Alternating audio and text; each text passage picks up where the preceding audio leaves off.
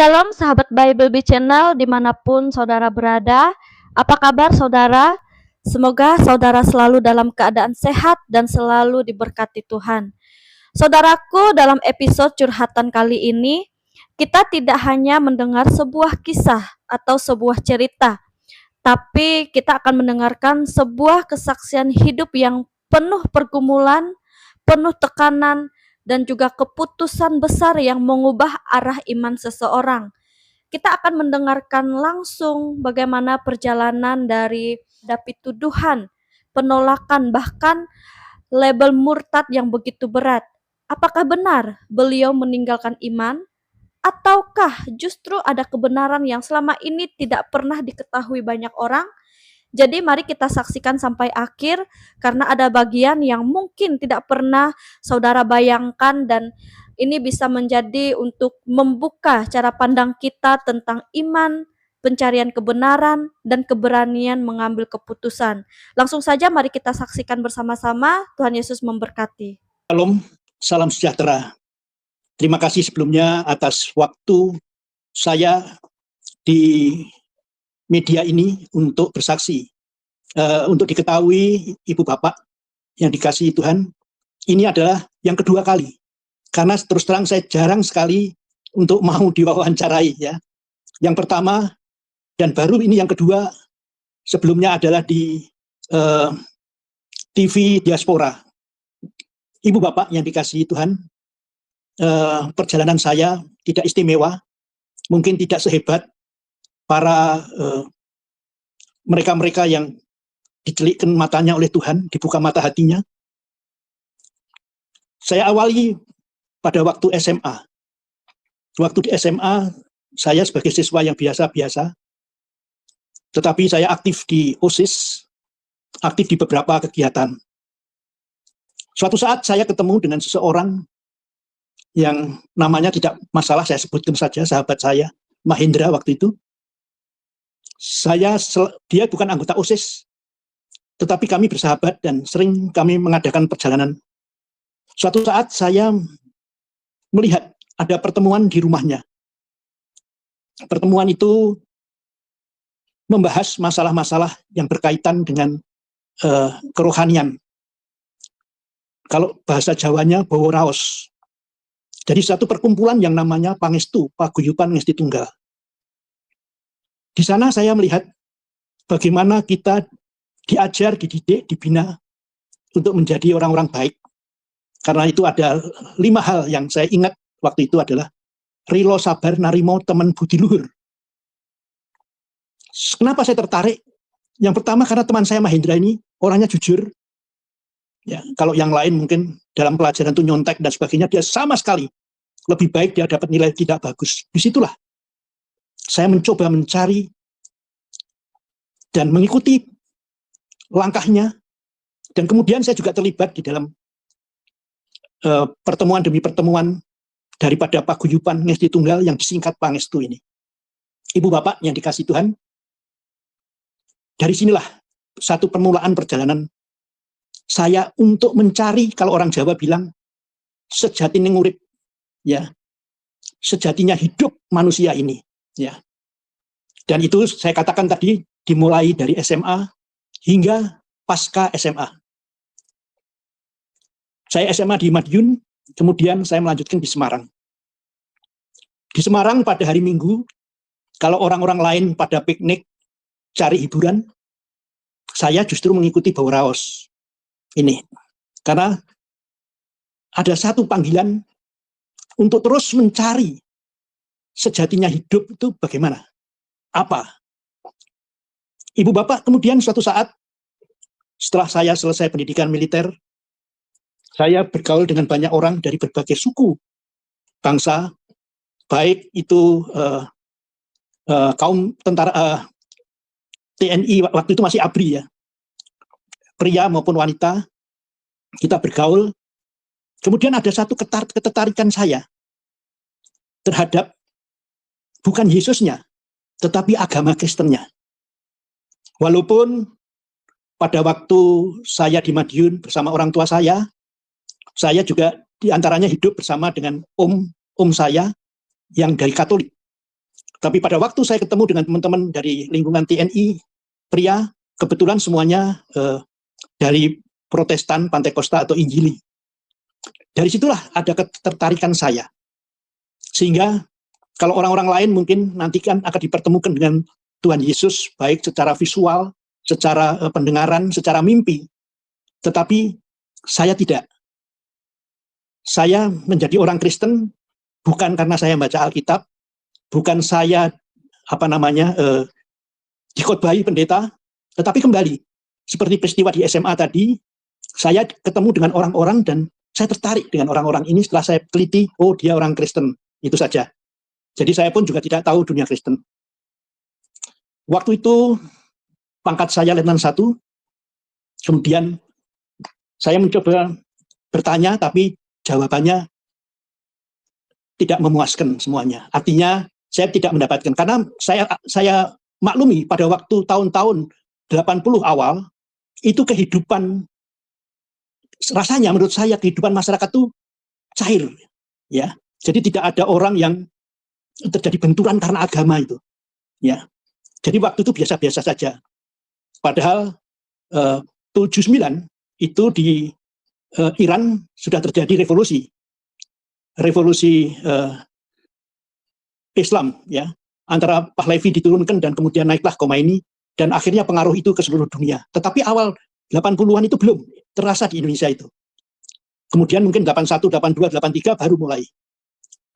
Jadi ketika saya tidak merasa puas terhadap pertanyaan kepada teman-teman, saya cuma tanya begini, kalau mau masuk Kristen persyaratannya apa?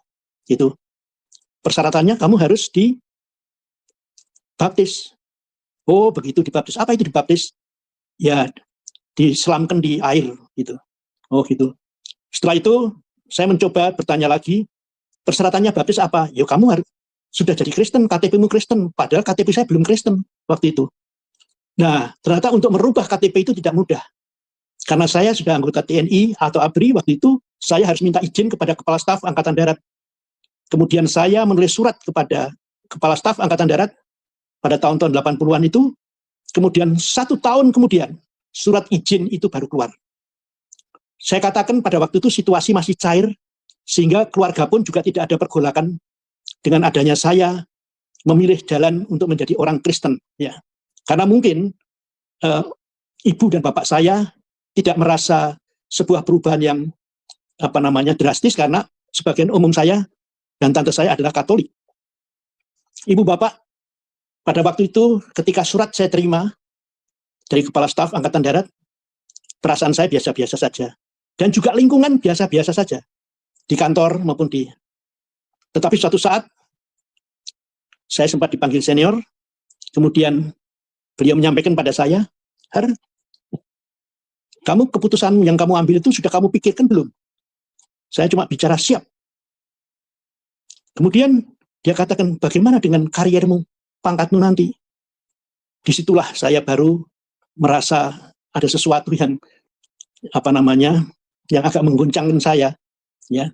Karena pada waktu saya nulis surat itu, ya saya pikir biasa saja untuk saya bisa mendapatkan identitas kependudukan dan kemudian untuk mengikuti baptis, ya. Tetapi ibu bapak dan saudara, berhari-hari saya memikirkan, kemudian saya ambil putusan, sekali layar terkembang, pantang biduk kembali ke pantai. Apapun yang terjadi harus saya tanggung sendiri. Kemudian ibu bapak dan saudara, akhirnya saya bertanya lagi kepada teman-teman, di mana ada gereja. Kemudian ditunjukkan satu gereja di daerah Senen, dan akhirnya saya mengikuti di sana konseling baptis. Ya, walaupun konseling baptis itu saya laksanakan secara loncat-loncat karena saya harus tugas dan sebagainya. Ibu bapak, akhirnya saya dibaptis dan akhirnya saya terima Tuhan Yesus sebagai Tuhan dan Juru Selamat. Tetapi itu masih biasa-biasa saja. Belum ada hal-hal yang membuat saya wah gitu. Suatu saat ibu bapak dan saudara, saya ketemu dengan calon istri saya yang sekarang menjadi istri saya mencoba juga banyak tanya, tetapi juga jawabannya tidak puas. Karena dia bukan sekolah teologi, dia menjadi orang Kristen karena opa, omanya, dan sebagainya. Disitulah saya mulai berpikir, ibu, bapak, dan saudara, saya tidak bisa tanggung-tanggung.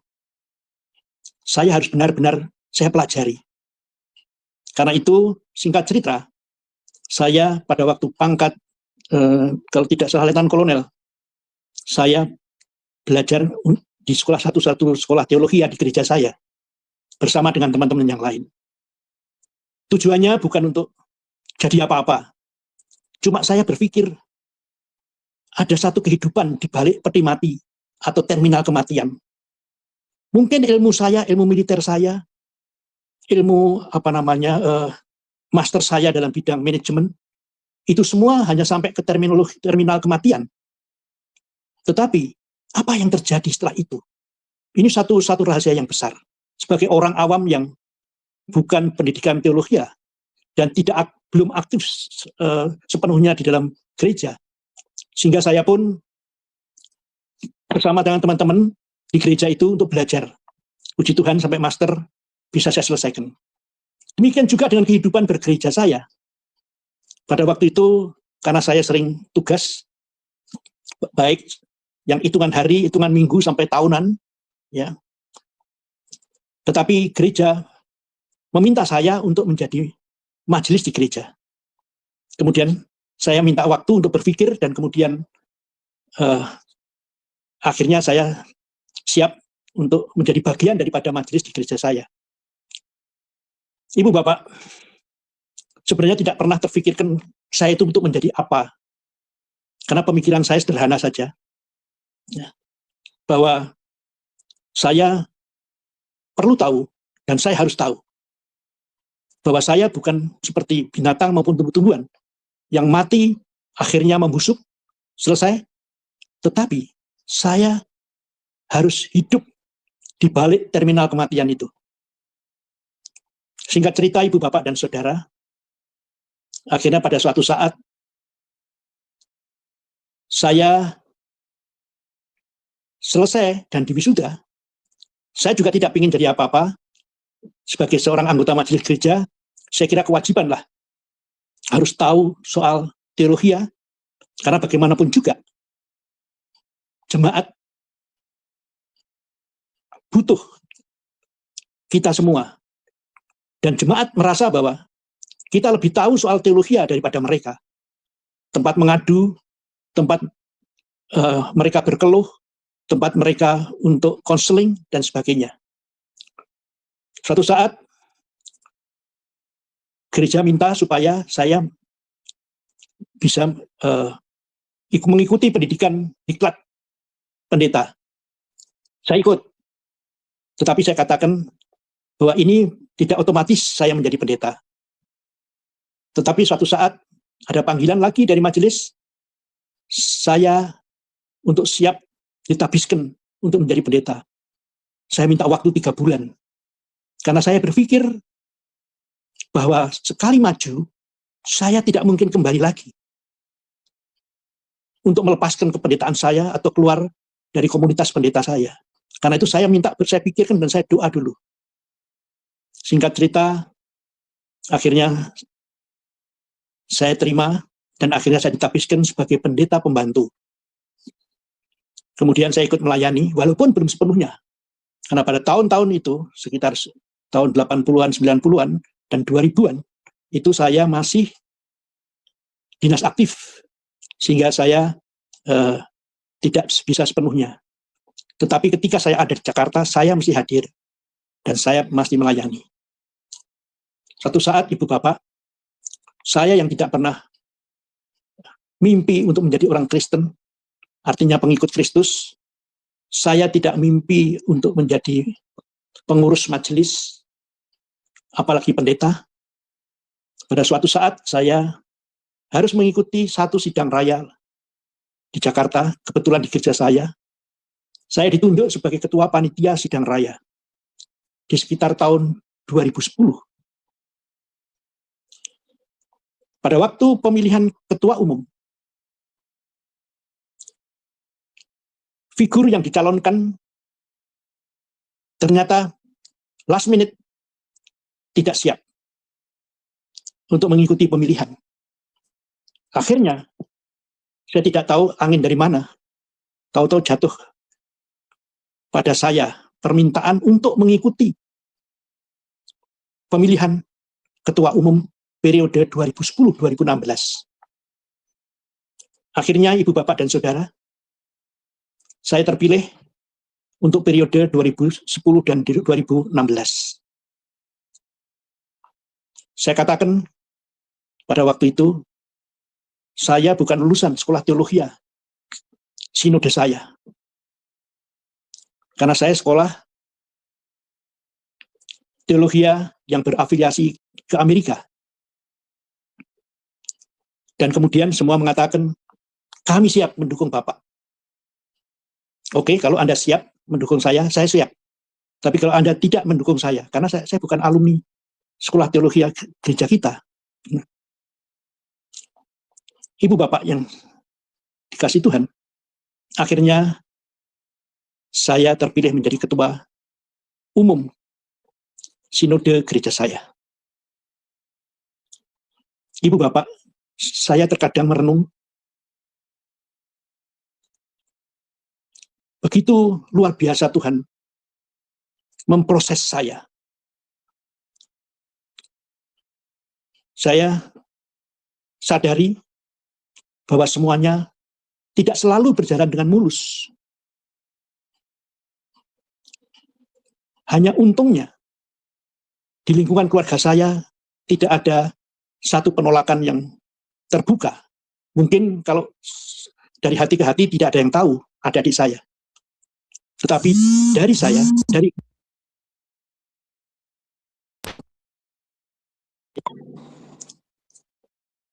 secara terbuka, secara lahiriah, menerima pilihan saya. Memang dirasakan aneh. Yang pertama, karena saya nikah dengan orang luar Jawa, di lingkungan keluarga saya yang saling nikah sesama orang Jawa, mungkin pemberontakan pertama adalah saya. Dan kemudian saya nikah, saya secara Kristen. Puji Tuhan, Ibu Bapak saya hadir, merestui, dan saya katakan, Ibu Bapak cukup datang, mertua dari Sulawesi Utara datang, semua kami yang mengurus di Jakarta. Ibu, Bapak, dan yang dikasih Tuhan, dalam perjalanan memang tidak ada yang mulus, semuanya penuh perjuangan. Ya, terutama dikaitkan dengan karier saya atau proses-proses yang harus dilalui, terutama misalnya dalam bidang pendidikan, pengusulan pangkat, dan sebagainya. Tetapi satu hal yang saya yakini, bahwa apapun yang terjadi, saya hidup dalam kedaulatan Tuhan. Ada yang mengatur perjalanan saya. Karena itu, setiap kali ada halangan, misalnya hambatan di dalam kepangkatan, hambatan di dalam pendidikan, saya katakan, semua saya serahkan kepada Tuhan.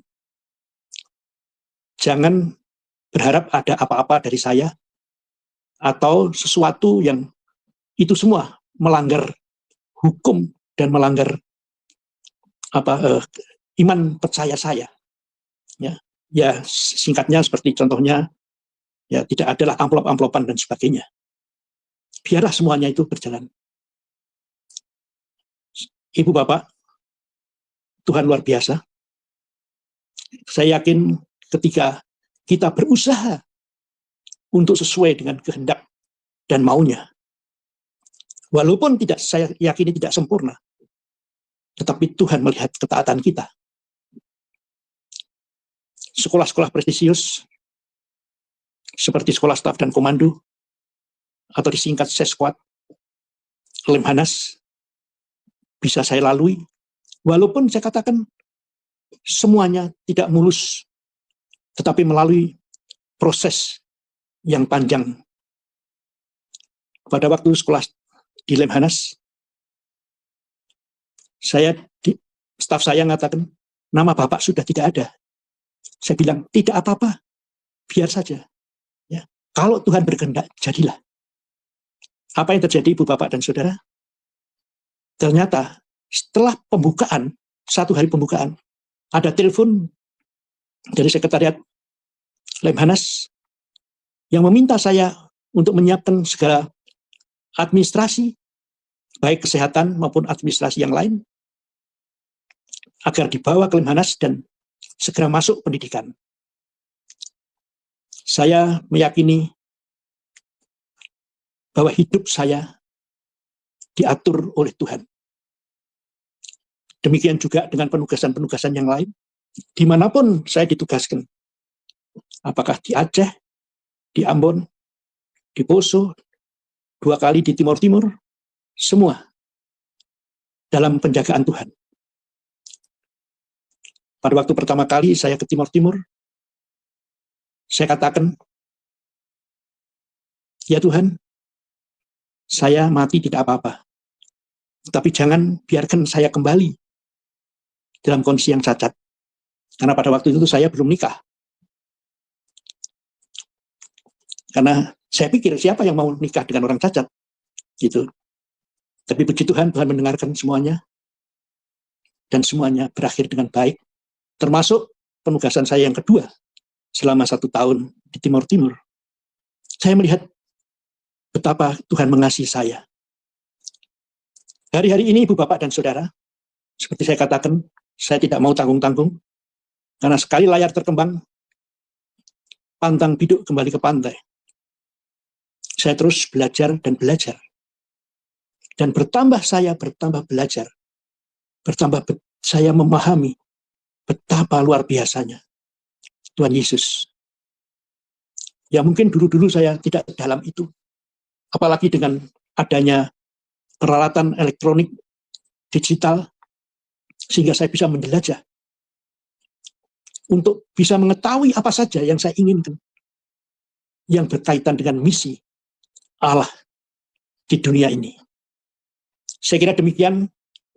Saudaraku yang diberkati Tuhan, kisah seperti ini mengingatkan kita bahwa di balik sebuah label seperti kata murtad, seringkali ada pergumulan panjang yang tidak terlihat oleh banyak orang.